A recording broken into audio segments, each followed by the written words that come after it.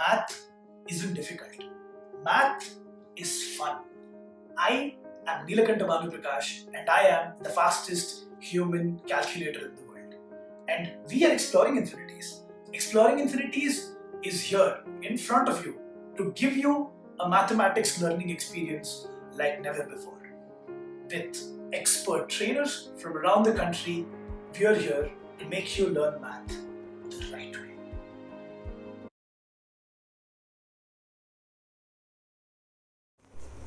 Hello everyone, my name is Vaishnavi and I'm here on behalf of Exploring Infinities and its Project Math during lockdown.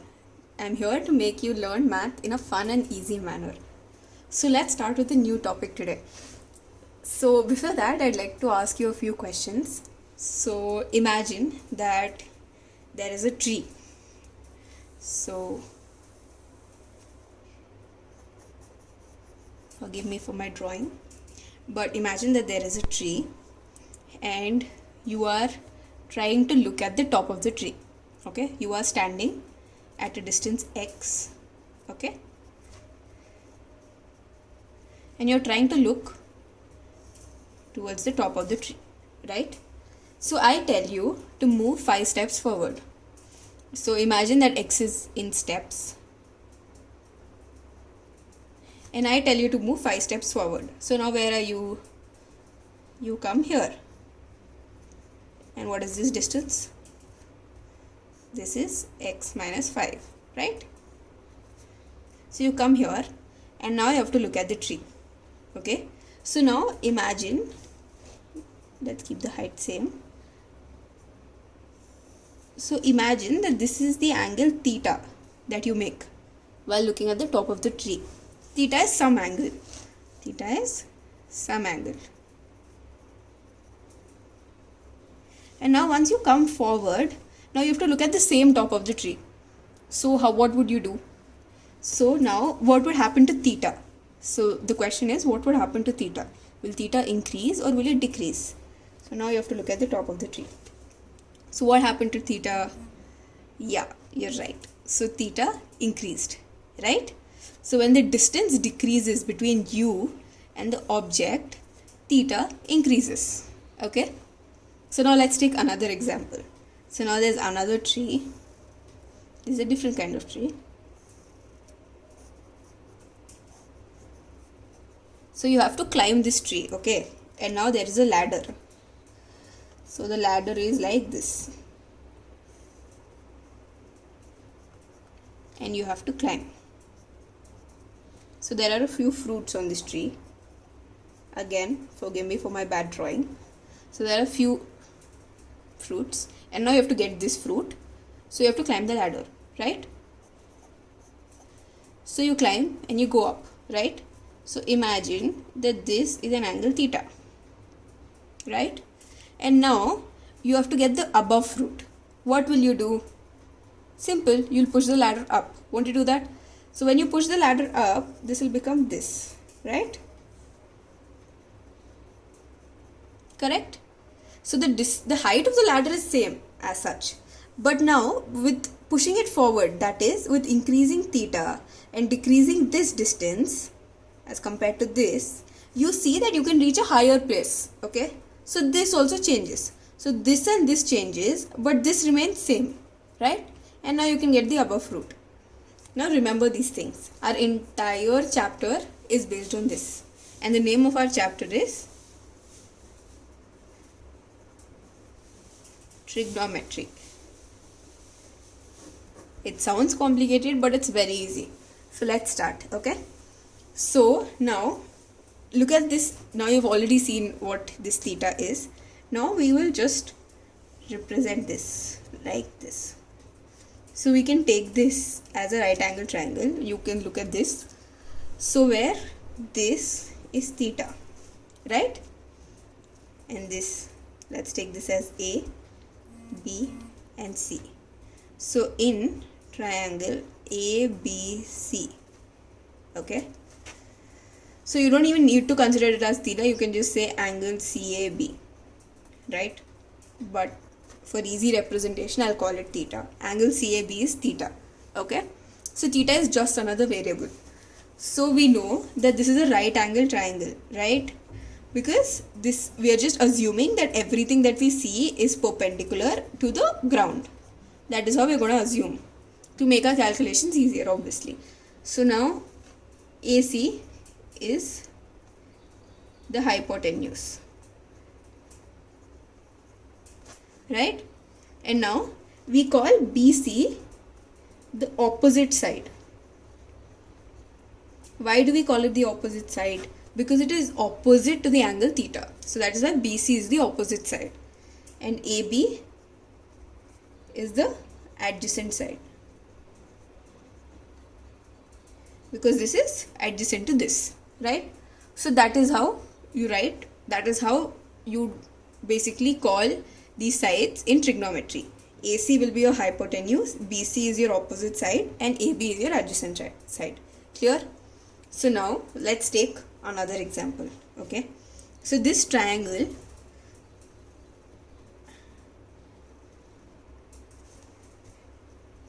PQXY. So let's say that the length of this is 4, this is 8, and this is 12, and the length of this is 3, the length of this is 6, the length of this is 9. Okay, so if you construct a triangle and you make this perpendicular to this. Okay, so now let's see, we can see that 4 by 3. Okay, we can see that AXY triangle APQ and triangle ABC are similar. Are they not? Like, because these are in the ratios of each other, so these are obviously similar.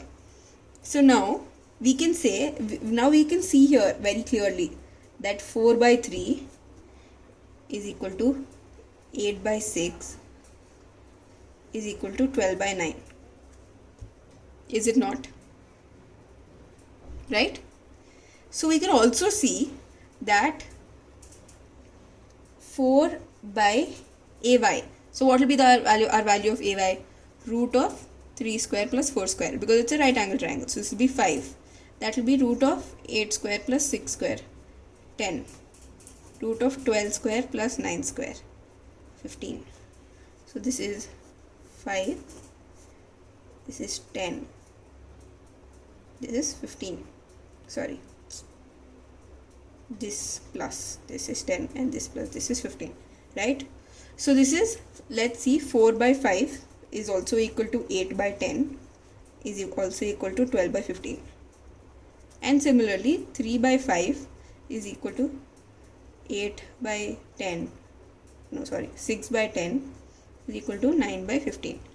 This is basic similar triangle principle, right? So now we define this as something. Okay, we call this 4 by 3, that is ratio of opposite side, which is same. Okay, ratio of opposite side by adjacent side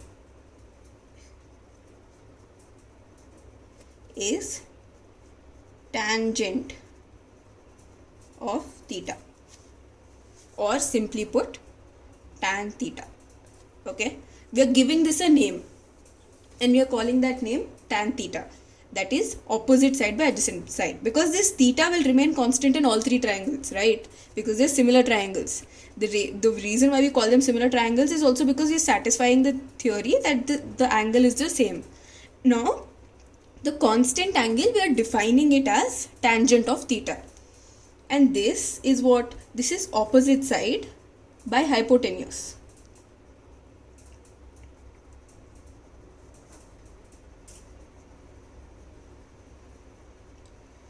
We call it sine theta, or simply put sin, sine theta. This is adjacent side by hypotenuse, right? So this will be cosine theta.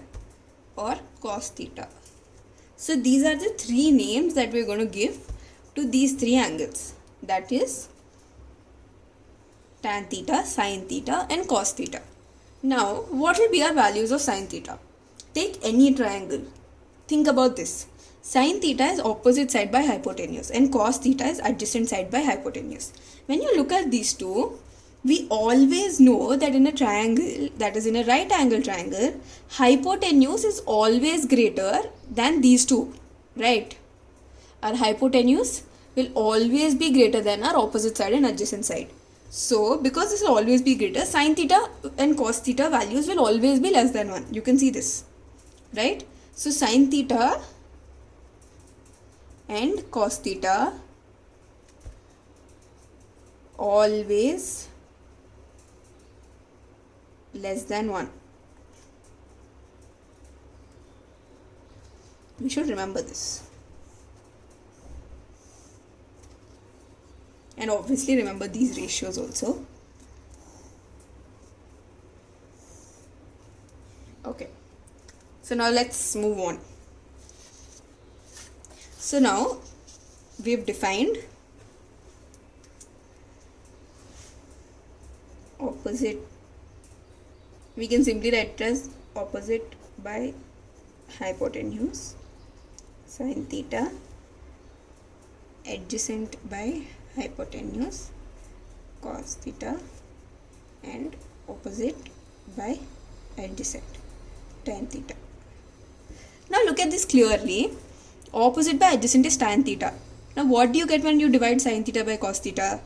Sin theta by cos theta is opposite by hypotenuse by adjacent by hypotenuse, right? So this gets cancelled, so it's opposite by adjacent, so that is tan theta. So sin theta by cos theta is equal to tan theta. Always remember that. Okay. Now we also have three more other angles that we are going to define. Simply put, they are the multiplicative inverse of this. Multiplicative inverse means 1 by something. So now we can write 1 by sin theta is equal to cosecant theta, or simply put cosec theta. 1 by cos theta is equal to secant theta, or simply put sec theta. And 1 by tan theta is equal to cotangent theta, or cot theta. So remember these three angles also. So till now what all angles have we learned? Sin theta, cos theta, tan theta,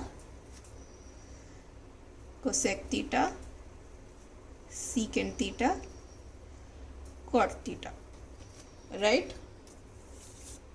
So now let's move on. Okay, so let's see a few examples as to how to use these to solve questions.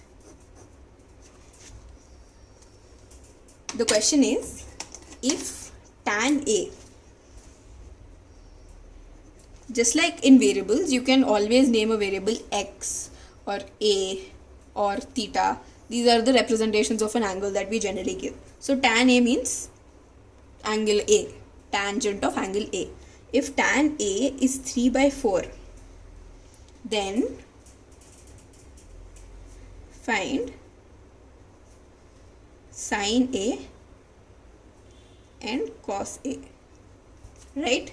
So now whenever there's a question, just draw. So this is A, B, C, right? So they told us that tan A is 3 by 4. So the ratio of tan is 3:4.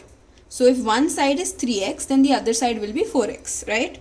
So let's take this side. So opposite side will be 3x, obviously, because this is opposite by adjacent, right? That is how you call tan. That is what you call tan.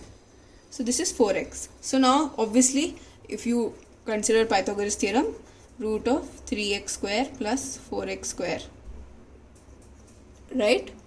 So that will be 5x. So this will be 5x. So now what is sine A?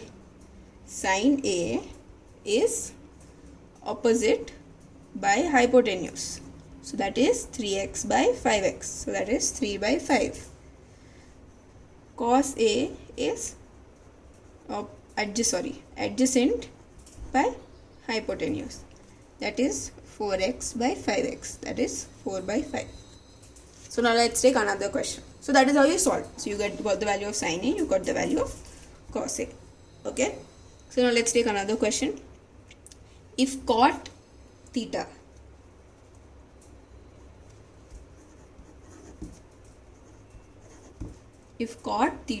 is equal to 7 by 8, find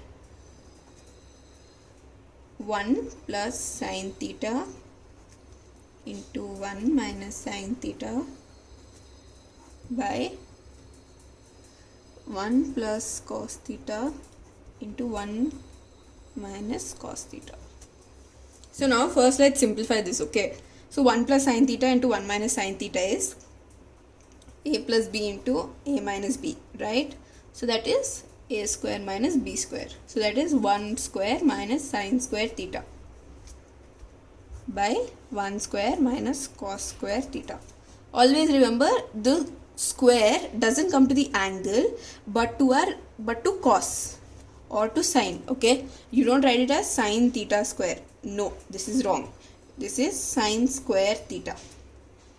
Sine square theta means sine theta whole square. This is the same. So remember that. So this is obviously both are 1 minus sine square theta by 1 minus. So that is 1 minus sine square theta by 1 minus cos square theta. So now we have cot theta is 7 by 8. So using the same thing, cot is what? Adjacent by opposite, right? Because it's the multiplicative inverse. So adjacent is, let's take another triangle. So this is theta. So adjacent will be 7x, opposite will be 8x. So root of 7x square plus 8x square, that is 49 plus 64, right? So 3, 10, 113.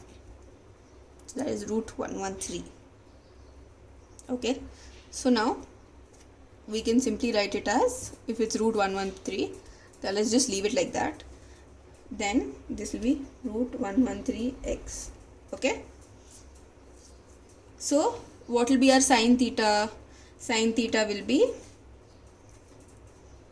8x by root 113x. Okay, the x doesn't have root because the x square gets cancelled. So that becomes 1. Did you understand what I did here? So I just took a root. So that's 49x square plus 64x square. So that is 113. Right. So this becomes root 113 and x square comes out. So it becomes x. So it is root 113x. So this becomes 1 minus 8 by root 113 because x gets cancelled, by 1 minus 7 by root 113, right? So what is the value? Oh sorry, this is square, right? Yeah. So this becomes 113 minus 8 square is 64 by 113 minus 49. So that is 49 by 64, right? So that is 7 square by 8 square. So now simply put, what is this?